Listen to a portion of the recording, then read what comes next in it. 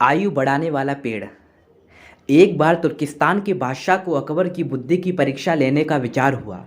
उसने एक एलची को पत्र देकर सिपाहियों के साथ दिल्ली भेजा। पत्र का मजमून कुछ इस प्रकार था। अकबर शाह, मुझे सुनने में आया है कि आपके भारतवर्ष में कोई ऐसा पेड़ पैदा होता है जिसके पत्ते खाने से मनुष्य की आयु बढ़ जाती है। यदि यह बात सच्ची है तो मेरे लिए उस पेड़ के थोड़े पत्ते अवश्य भिजवाएं। बादशाह उस पत्र को पढ़कर विचार मग्न हो गए। फिर कुछ देर तक बीरबल से राय मिलाकर उन्होंने सिपाही सहित कुछ एलची को कैद कर एक सजड़ किले में कैद करवा दिया। इस प्रकार कैद हुए उनको कई दिन बीत गए तो बादशाह अकबर बीरबल को लेकर उन कैदियों को देखने गए। बादशाह को देखकर उनको अपने मुक्त होने की आशा हुई, परंतु यह बात निर्मूल थी। बादशाह उनके पास पहुंचकर बोले, तुम्हारा बादशाह जिस वस्तु को चाहता है वह मैं तब तक उसे नहीं दे सकूंगा जब तक कि तुम इस सजड़ किले की एक दो ईंट न ढह जाए।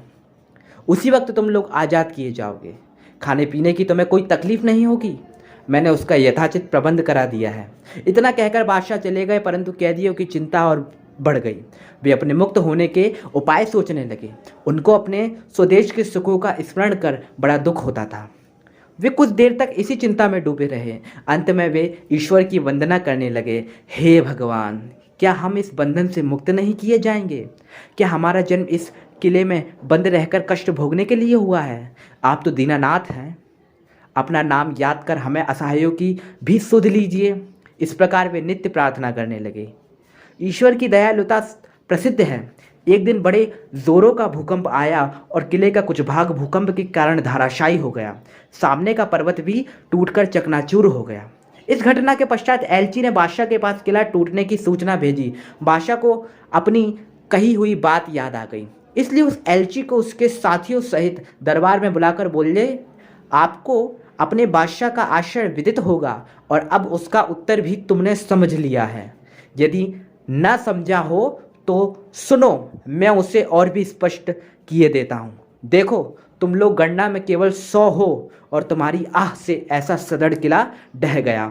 फिर जहाँ मनुष्यों पर अत्याचार हो रहा है वहाँ के बादशाह की आयु कैसे बढ़ेगी? उसकी तो आयु घटती ही चली जाएगी और लोगों की आह से उसका शीघ्र ही पतन हो जाएगा। हमारे राज्य में अत्याचार नहीं होता। गरीब प्रजा पर अत्याचार न करना और भली भांति पोषण करना ही आयुवर्धक वृक्ष है। बाकी सारी बातें मिथ्या है। इस प्रकार समझा बुझाकर बादशाह ने उस एलची को उसके साथियों सहित स्वदेश लौट जाने की आज्ञा दी और उनका राह खर्च भी दिया।